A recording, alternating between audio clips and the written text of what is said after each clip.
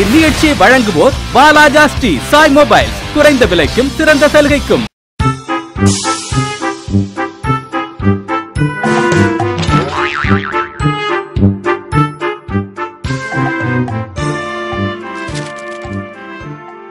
அப்போ உன் பேர் நம்ம அனிதா சார். அனிதா எங்கேருந்துமா வரேன்? பொன்னையிலேருந்து அனிதா வந்துருக்கேன். அப்போ கேட்க போகிற அஸ்தான கேள்வி எப்படி அஸ்தான பதில் சொல்கிறேன். அப்போ இந்த நிகழ்ச்சியை முழுக்க வழங்குறது யார் அப்படின்னு பார்த்தா வாலாஜா சாமி பஸ். வாலாஜா சாமி பஸ் எங்கே இருக்குன்னா வாலாஜா மற்றும் ஆற்காடு மற்றும் சோளிங்கரில் இருக்குது. வாலாஜா சிஎஸ்ஐ சர்ச்சுக்கு ஆப்போசிட்டில் இருக்குது. ஆற்காடில் வந்து லட்சுமி திரங்கரில் இருக்குது. சோளிங்கரில் வாசி திருமணம் எதிரில் இருக்குது. இங்கே வாங்கக்கூடிய எல்லா மொபைலுக்கும் நிச்சய பரிசு உண்டுங்க. எந்த மொபைல் வாங்கினாலும் நீங்கள் மற்ற இடத்துல கிடைக்காத மாடல்லாம் வந்து இங்கே எக்கச்சக்கமாக கூச்சி வச்சுருக்காங்க. இங்கே வந்து சாம்சங், நோக்கியா, பேனாசோனிக்கு, லாவா அப்படின்னு சொல்லி எக்கச்சக்கமான மாடல் உங்களுக்கு கூச்சி வச்சுருக்காங்க. நீங்கள் மொபைல் வாங்கணும் அப்படின்னா உடனே நீங்கள் வந்து வரக்கூடிய இடம் சாமி பஸ். சாமி பஸ்ஸில் வாங்குகிற எல்லா மொபைலுக்கும் வந்து பார்த்தா உங்களுக்கு பவர் பேங்க்கு மற்றபடி சிம்முன்னு நீங்கள் வாங்குகிற மொபைலுக்கு ஏற்ற மாதிரி வந்து பார்த்தா உங்களுக்கு பரிசுகள் நிறைய கொடுத்து தயாராக இருக்காங்க. வாங்க நிகழ்ச்சிக்கு போவோம். என்னம்மா பண்ணுற நீ? கம்ப்யூட்டர் டிபார்ட்மெண்ட் வந்து பார்த்தா இன்றைக்கி படிக்கிறதுக்கு முக்கியமான காரணம் நம்ம சாஃப்ட்வேர் டெவலப் பண்ணணும். சாஃப்ட்வேர் டெவலப் பண்ணுறதுக்காகவா? இப்போ சாஃப்ட்வேரில் வந்து பார்த்தா என்னென்ன விதமான சாஃப்ட்வேர்ஸ்லாம் இப்போ நீ வந்துட்டு இருக்கு? சாஃப்ட்வேரில் எதுக்கெலாம் பயன்படுத்துகிறோம்? ஏதோ ப்ரோக்ராம் ஃபைல் கிரியேட் பண்ணு. இப்போ நம்ம வந்து பார்த்தா படிக்காத சில பாமரர்கள் பார்க்குறாங்கன்னா அவங்களுக்கு புரிகிற மாதிரி சொல்லணும்னா என்ன விஷயத்த சொல்லலாம்? புதுசாக ஏதாச்சும் கம்ப்யூட்டரில் டெவலப் ஆகணும். அதுதான் இது போல் இந்த மாதிரி டெவலப்பு கம்ப்யூட்டர் அப்படின்னா இருக்கிறவங்க பேசுகிறவங்களுக்கு வந்து பார்த்தீங்கன்னா புரியறதுக்கான வாய்ப்புகள் ரொம்ப கம்மி. இப்போ வந்து பார்த்தா சாஃப்ட்வேர் அப்படின்றது வந்து என்னத்துக்கு பயன்படுத்துகிறாங்க, அதில் என்ன வேலை செய்யுது அப்படின்றத பார்த்தோன்னா இன்றைக்கி வந்து பார்த்தா இப்போ சாதாரணமாக நம்ம ஒரு மேப் ஒன்று வரைகிறோம். அதாவது வந்து ஒரு வரைபடம் வரைகிறோம் அப்படின்னா ஒரு பென்சில் எடுத்து ஒரு ஸ்கேல் எடுத்து ரப்பர் எடுத்து இதெல்லாம் போட்டு தான் நம்ம வரைவோம். இதே வந்து நீங்கள் ஒரு சாஃப்ட்வேர் ஒன்று நீங்கள் வந்து அதில் கிரியேட் பண்ணிட்டீங்கன்னா அந்த பென்சில் ரப்பர் ஸ்கேல்லாம் வந்து பார்த்தா உங்களுக்கு மொத்தமாக கம்ப்யூட்டருக்குள்ளே அடங்கி வந்துடும். அதிலே வந்து பார்த்தா எந்தெந்த இடத்துல என்னென்ன வரையணுமோ மொத்தமாக அதிலே வரைஞ்சி அதுலேருந்து நம்ம வந்து பிரிண்ட் அவுட் எடுக்கலாம். அந்த பிரிண்ட் அவுட் எடுக்கிறது நம்ம தனியாக வந்து ஒரு மைய எடுத்து வரைய வேண்டிய அவசியம் இல்லை. அதுவும் நீங்கள் பிரிண்டரில் கனெக்ட் பண்ணிட்டீங்க அப்படின்னாக்கா பிரிண்டர் மிஷினில் கனெக்ட் பண்ணிங்கன்னா அதில் இருக்கக்கூடிய அந்த சாஃப்ட்வேரில் என்னென்ன நம்ம அவுட்புட் கொடுத்துருக்கோமோ அதே அளவு இதில் வந்து நம்மளுக்கு வரதுக்கான வாய்ப்பு. இது போல் வந்து பார்த்தீங்கன்னா சிற்ப வேலைகள் இருந்து மற்றபடி மரம் செதுக்கிறதுல இருந்து மற்றபடி வந்து பார்த்தீங்கன்னா இன்றைக்கி வந்து பார்த்தீங்கன்னா மனிதனுடைய சில பாகங்களே அதாவது வந்து பார்த்தீங்கன்னா எலும்பு அது போல் பாகங்களே வந்து பார்த்தீங்கன்னா கம்ப்யூட்டர்லேயே வந்து இன்றைக்கி டிசைன் பண்ணி சாஃப்ட்வேர் மூலிமா நம்மளுக்கு வந்து சில பொருட்களை வந்து செதுக்கி எடுக்கிறாங்க அப்படின்றதான் உண்மை. கரெக்டுதானம்மா? அது மாதிரி விஷயம்லாம் சொல்லியிருக்காங்களே இல்லையா? சொல்லியிருக்காங்க. திடீர்னு கேட்ட கூட எங்களுக்கு ஜாபகம் வரல, வேற விடல. இதில் ஒரு கார்டு எடுமா. என்னம்மா வந்திருக்கு? வீணை சார். இதுக்கு பேர் என்னதுமா? வீணை. நல்லா பாருமா நூறு முறை. வயலின். நாங்கள் வீணைன்னு சொல்லிவிட்டோம். எல்லாமே அதே இசை கருவி தானே. இதில் நான் பேர் மாற்றி சொல்லிவிட்டா என்ன இருக்குது? ரைட்டு. இது எங்கெல்லாம் பயன்படுத்துகிறோம், இதுக்கெல்லாம் பயன்படுத்துகிறோமா? இது ஏதாச்சும் மியூசிக் எதுனா? கண்டிப்பாக இசைக்காக தான் இதை பயன்படுத்தி ஆகணும், வேறு வழியே கிடையாது. அப்புறம் அவ்வளோதானா? இசைக்காக மட்டும்தானா? இல்லை வேறு ஏதாவது இதை பற்றி தெரியுமா?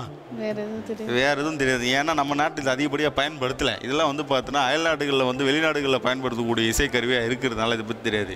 ஏதோ டிவியில் வாசிக்கிறப்போ நம்ம நிறைய பார்க்குறோமே தவிர மற்றபடி நேரில் வாசிக்கிறாங்க பார்த்தது ரொம்ப கம்மி. உண்மைத்தானம்மா? அப்படி தானே? அதனால தான் அதை பற்றி சொல்ல முடியல. உனக்கு ஏதாவது இசைக்கருவி பற்றி தெரிஞ்சுக்கணும்னு ஆசை உண்டா? இருக்குது. என்ன இசைக்கருவிமா உனக்கு வாசிக்கணும்னு ஆசை? வீணை தானே? அப்படியே அழகாக உக்காஞ்சிட்டே வாசிக்கிற வாத்தியம் அப்படின்னாக்கா வீணையும் சொல்லிடலாம். மற்றதெல்லாம் கூட கொஞ்சம் நின்றுட்டு வாசிக்கலாம். வீணைன்னா அது கூட வெயிட் அதிகங்க, சொல்ல முடியாது. பலாப்பழத்தில் வந்து மரத்தில் வந்து செய்திருப்பாங்க, தூக்கி வச்சுட்டு வாசிக்கிறது ரொம்ப கஷ்டமான வேலை தான். ஆனால் கேட்கறது ரொம்ப இனிமையாக இருக்கும் அப்படின்றதான் உண்மை. இப்போ உங்கள்கிட்ட ஒரு கேள்வி கேட்க போகிறோமா? இந்த கேள்விக்கு நீ சரியான பதில் சொல்லிட்டா அப்படின்னா வாலாஜா சாமி சொல்கிறாங்க ஹெட்ஃபோன் வந்து உனக்கு பரிசாக காத்திருக்கு. என்ன கேள்வின்னா இந்த கனடா அப்படின்னு ஒரு நாடு இருக்குது தெரியுமா? ஒரு நாடு தான் கனடான்றது இருக்கா தெரியுமா? அந்த கனடா நாட்டுடைய தேசிய மலர் என்ன தான் கேள்வி. என்ன மலராக இருக்கும்? ஏதாவது யோசனை பண்ணி பார்த்தா? மல்லி இருக்கு, முல்லை இருக்கு, கனகாமரம் இருக்கு, சாமந்தி இருக்கு. ஆனால் இதிலெல்லாம் இருக்கிற மலரில் ஏதாவது ஒன்று இருக்குமா, இல்லை வேறு ஏதாவது மலராக இருக்குமா? தெரியல. அப்படியே யோசனை பண்ணி பார்த்தனா கூட எங்களுக்கு எந்த மலர்னு தெரியல. இருந்தாலும் இவ்வளோ நேரம் பேசுறதுக்காக பாப்பாவுக்கு ஒரு கூப்பன். இந்த கூப்பன் மூலயமா நீ மொபைல் வாங்குறப்போ சிறப்பு டிஸ்கவுண்ட்டை பெறுங்கள். பாப்பா உன் பேர் என்ன? நதியா. கொஞ்சம் சத்தமாக சொல்லுங்கள். சரியா கேட்கல முறையிற. நதியான்னா என்ன அர்த்தம்? திடீர்னு இப்படிலாம் கேட்டால் நாங்கள் எங்களுக்கு தெரிஞ்ச வரை நதியான்னு ஒரு நடிகை இருந்தாங்க. அது மட்டும் தெரியும். நதியான ஒரு நடிகை இருந்ததில்ல, அது தெரியுமா? அதெல்லாம் மட்டும் தான் எங்களுக்கு தெரியும். நதியாவுக்கு அர்த்தம் எங்களுக்கு தெரியாது. இனிமேல் வீட்டில் விட்டால் நாங்கள் பார்த்து கேட்டு சொல்கிறேன். என்னம்மா பண்ணுற நீ? Diploma computer engineering. Diploma computer engineering எந்த இடத்துலம்மா படிக்கிற? ஆற்காடு பூங்காடுல சித்தீஸ்வரா கொஞ்சம் சத்தமாக சொல்லுப்பா, சுத்தமாக கேட்க வரல பாரு, எப்படி குறைக்கிறாரு, எடுக்க பயமாக இருக்குது. ஐயோ வேணாம் சொல்லுவாங்க. Arcot Siddheeswara college sir. ஆற்காடு சித்தீஸ்வரா காலேஜில் படிக்கிறாங்க. இந்த கம்ப்யூட்டர் அப்படின்றது வந்து பார்த்தீங்கன்னா இன்றைக்கி வாங்கணும்னா என்ன பணம் வச்சா வாங்கலாம்? எவ்வளோ பணம் வச்சா கம்ப்யூட்டர் வாங்கலாம்? ஒரு 100 ரூபா 20,000 இருந்தால் போதுமா? அப்படியா? ஒரு கம்ப்யூட்டரில் வந்து முக்கியமான பாகங்கள் என்னென்ன பாகங்கள்லாம் இருக்குது சொல்லு பார்ப்போம். CPU மவுஸு, மானிட்டர், கீபோர்ட், மறுபடியும் CPU, 2 CPU, இந்த பக்கம் ஒரு CPU வச்சுக்குவோம், அந்த பக்கம் ஒரு CPU வச்சுக்குவோம். அடுத்தது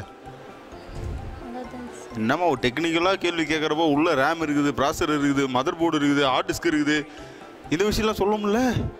சரி என்ன பண்ணுறது, பதட்டத்தில் சொல்லலை, இருந்தால் நான் சொல்கிறேன் கேட்டுக்குக்க. அதில் வந்து பார்த்தா நிறைய விஷயம் இருக்குது. உள்ளே வந்து பார்த்தீங்கன்னாக்கா ரேம் இருக்குது, அதுக்கு அடுத்தபடியாக வந்து ஹார்ட் டிஸ்க் இருக்குது, மதர் போர்டு இருக்குது, ப்ராசர் இருக்குது, அதுக்கு அடுத்தபடியாக CD ரைட்டர் இருக்குது, கரெக்டு தானே? அப்புறம் USB போர்ட் இருக்குது, அப்புறமா அதிலே ஒய்ஃபை வேணா ஒய்ஃபை கனெக்ட் பண்ணிக்கலாம், அதில் ப்ளூடூத் வேணா ப்ளூடூத் கனெக்ட் பண்ணிக்கலாம். இதுபோல் கம்ப்யூட்டரில் நிறைய அட்டாச்மெண்ட் போயிட்டே இருக்கலாம். வெப் கேமரா கூட அதில் அட்டாச் பண்ணிக்கலாம். இல்லைன்னு ஒரு கார்டு இடுமா. நம்ம வந்தது தேளு. இந்த தேளை பற்றி உங்களுக்கு தெரிஞ்சது சொல்லுமா. தேளு கடிச்சா உடம்புல விஷம் ஏறும் சார். தேளு கடிச்சா உடம்புல விஷம் ஏறும், தெரியாதுல தெரிஞ்சுக்க. அப்புறம் அதுக்கு எதனா மருந்து எதனா சாப்பிட்டு சரி பண்ணிக்கலாம். மருந்து ஏதாவது சாப்பிட்டு சரி பண்ணிக்குங்க. ஹாஸ்பிட்டலுக்கு போகலாம். ஹாஸ்பிட்டலுக்கு போகலாமா? சாப்பிட்டு சரி பண்ணி அப்புறம் ஹாஸ்பிட்டலில் இல்லை ஹாஸ்பிட்டலுக்கு போய் மருந்து சாப்பிட்டுக்கலாமா? இல்லை தேளு கடிச்சா ஹாஸ்பிட்டலுக்கு போயிடுங்க, ஹாஸ்பிட்டலுக்கு போயிடுங்க. ஏதாவது நாட்டு வைத்தியம் அது இதுன்னு பண்ணிட்டு அந்த தேளு எப்படி கடிச்சிருக்கு எவ்வளோ விஷறது ஒன்றும் தெரியாது. நேராக போய் ஹாஸ்பிட்டலுக்கு போனீங்கன்னா எல்லா நேரத்துலையும் வந்து பார்த்தா உங்களுக்கு விஷக்கடி மருந்து வந்து பார்த்தா எல்லா அரசு மருத்துவமனையிலும் எப்போவுமே தயாராக இருக்குது. அதனால் எந்த ஒரு பூச்சி கடித்தாலும் எந்த ஒரு பாம்பு கடித்தாலும் உடனே வந்து நேராக நீங்கள் மருத்துவமனைக்கு போங்க. சும்மா தெரிஞ்சுட்டு வரல நம்மளுக்கு இந்த வைத்தியம் செய்யலாம் அந்த வைத்தியம் செய்யலாம்னு சொல்லி உட்காந்து செஞ்சுட்டு இருக்கிறத விட நேராக அங்கே போனீங்கன்னா அவங்க அழகாக என்ன பண்ணணுமோ அப்படின்னு சொல்லி அங்கே மருத்துவர்கள் உங்களுக்கு உடனே வந்து பார்த்தா என்ன பண்ணுமோ பண்ணிவிடுவாங்க. இப்போ உங்கள்கிட்ட ஒரு கேள்வி கேட்க போகிறோம்மா. இந்த கேள்விக்கு நீ சரியான பதில் சொல்லிட்டே அப்படின்னாக்கா வாலாஜா சாய் மொபைல்ஸ் வழங்கும் அழகிய ஹெட்ஃபோன் வந்து உங்களுக்கு பரிசாக காத்துருக்குது. என்ன கேள்வி அப்படின்னு பார்த்தோம்னா, இந்த கனடா நாடு இருக்கு இல்லையா, அந்த நாட்டுடைய தேசிய மலர் என்ன? இதுதான் கேள்வி. கனடா நாட்டுடைய தேசிய மலர் மல்லி சார். மல்லியா இருக்குமோ? மல்லி உனக்கு ரொம்ப பிடிக்குமோ? வீட்டில் மல்லி செடி ஏதாவது வச்சுருக்கீங்களா? இல்லையா? அப்படிலாம் எதுவும் இல்லை. மல்லியா இருக்கும் அப்படின்னு சொல்லி பார்க்குறோம். மல்லி இல்லை. யார் இதுக்கு சரியாக சொல்லி வாங்குறாங்கன்றது பார்ப்போம். இவ்வளோ நேரம் அழகாக பேசுனதால நம்ம நதியாவுக்கு ஒரு கூப்பன் மொபைல் வாங்குறப்போ இந்த டிஸ்கவுண்ட்டில் மொபைல் வாங்கிக்கிங்க. ஓகேவா பாப்பா? உன் பேர் நம்ம லோகேஸ்வரி. எனக்கு ஒன்றும் கேட்கலைங்க. இன்னொரு முறை கேட்டு சொல்கிறேன். கொஞ்சம் சத்தமாக சொல்லுங்க. லோகேஸ்வரி. கொஞ்சம் இன்னும் கொஞ்சம் சாப்பிடலையே மதியம். லோகேஸ்வரி எங்கேருந்துமா வர? சேர்க்காடு. கொஞ்சம் இன்னும் கொஞ்சம் சத்தமாக பத்தாது. சேர்க்காடு எங்கே மாதிரி இது? ஐயோ சவுண்டு வர மாட்டேதுங்க. ஏதாவது கேட்குதா உங்களுக்கு?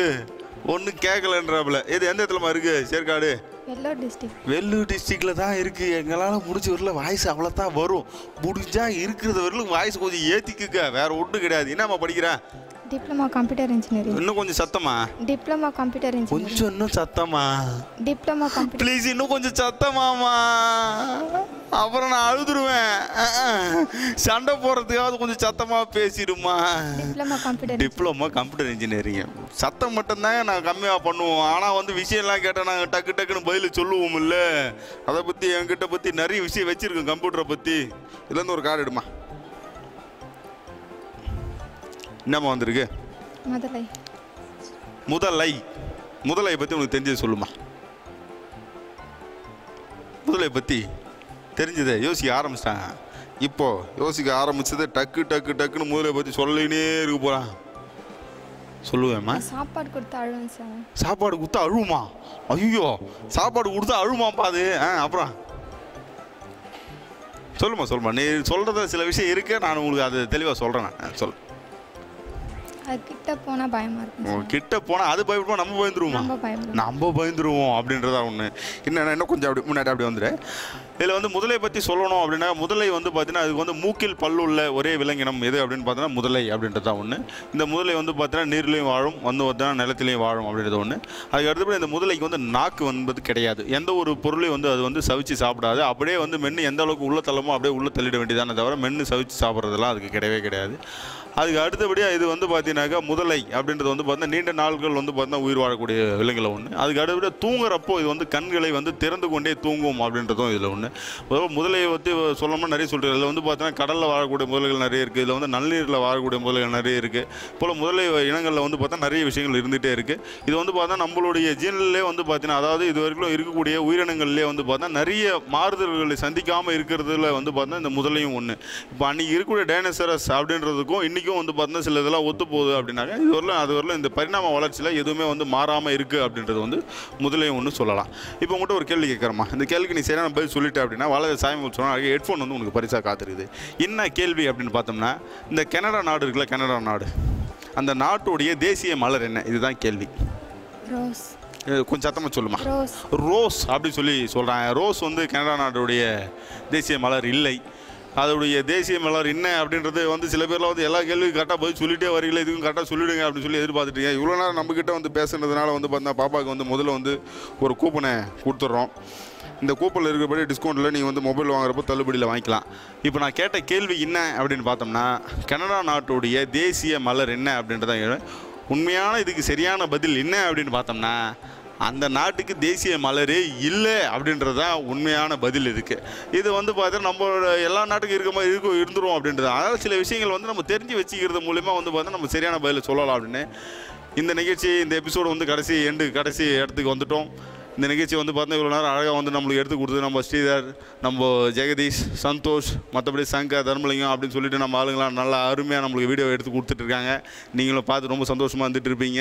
நம்ம சித்தீஸ்வரா காலேஜில் இருக்கக்கூடிய பள்ளி மாணவிகள், காலேஜில் இருக்கக்கூடிய பள்ளி மாணவிகள் வந்து ரொம்ப அருமையாக வந்து பார்த்தா நம்மளுக்கு அழகாக எடுத்து சொல்லிகிட்டே இருந்தாங்க.